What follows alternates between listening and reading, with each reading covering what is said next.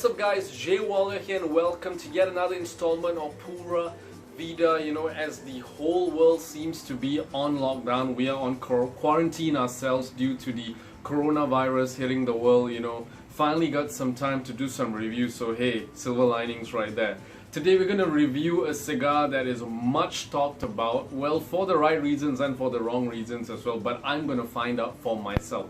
This is the Aging Room Quattro Nicaragua in Vibrato, and this was Cigar Aficionado Magazine Cigar of the Year for 2019. So let's put that to the test, but first, the dimension.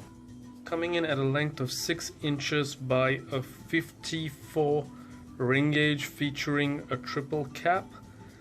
This cigar is a box press cigar and it is a Nicaraguan puro, filler, binder and wrapper, all from Nicaragua. The foot is well enough packed. There's barely a sheen on the wrapper, you know, nice long vein over there. Seams are tight, but there are some veins here and there, and it's a very sort of smooth wrapper. Lovely bands though, I must say. Alright, so let's get right into the story, shall we? This is what I'm talking about. Cigar of the Year 2019 Aging Room. As you can see, it received a whopping 96 rating from Cigar Aficionado Magazine. Now, Aging Room is the brainchild of a guy named Rafael Nodal. Not Rafael Nadal, the tennis player. This is Rafael Nodal. He's a Cuban immigrant who migrated to America, I think about some 40 years ago. And initially started out trying to carve his name as a musician in New York City. Later on, moving to Miami to work in healthcare, selling pharmaceuticals and things like that.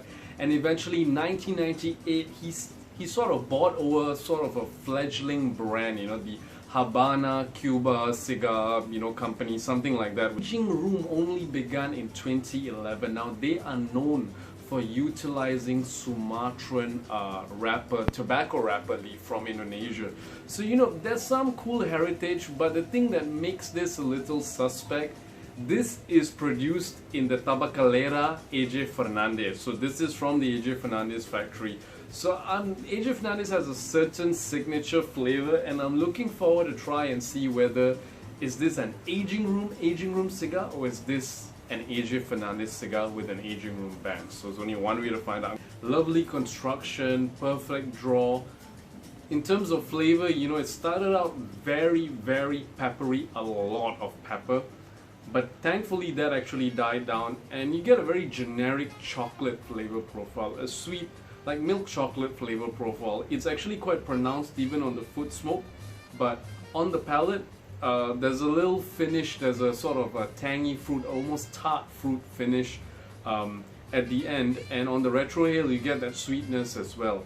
But it's a very generic flavor profile, and I must say it's reminding me of many of the AJ Fernandez blends. I've got nothing against AJ Fernandez cigars. I'm actually a big fan of AJ Fernandez.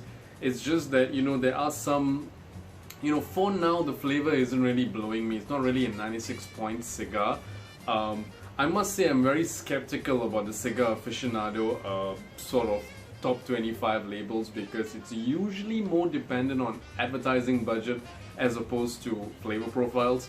So I'm just going to put it out there. But so far the flavor profile, it's tasty, it's a nice cigar, but it's not really wowing me as much.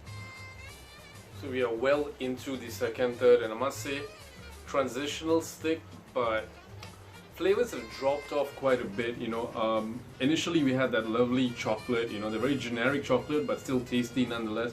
Now the chocolate has died off and has become a very, very tart raspberry. Think of really sour fruits, raspberry, blueberries, things like that. It's pretty sour, I must say. You can feel that tenseness here. It's not a creamy smoke at all. A bit of that pepper has come back to the fore, but that's about it. That's all to report in the second third. From the final third to the midway point, the chocolate came back up again. Sweet, lovely generic chocolate, much more welcome flavor profile note compared to the second third itself. And then from that point onwards, it's just tapered off. It's become very dry again. It's become very woody.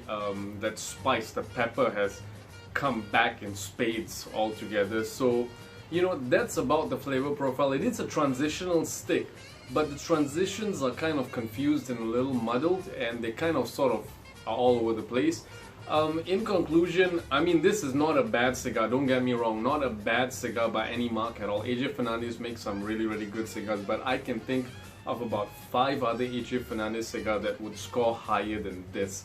So, Cigar of the Year 2019, Cigar Aficionado, I'm not too sure, my personal opinion that is, but it's an okay cigar, you know. I wouldn't even put it in the top 25 if I'm being honest, but yeah, nothing much to say, you know. As always, I'll smoke it all the way till the end, but yeah, that's about it. I'll see you guys in the next installment of Pura Vida. Till then, take care, bye bye, and stay smoky.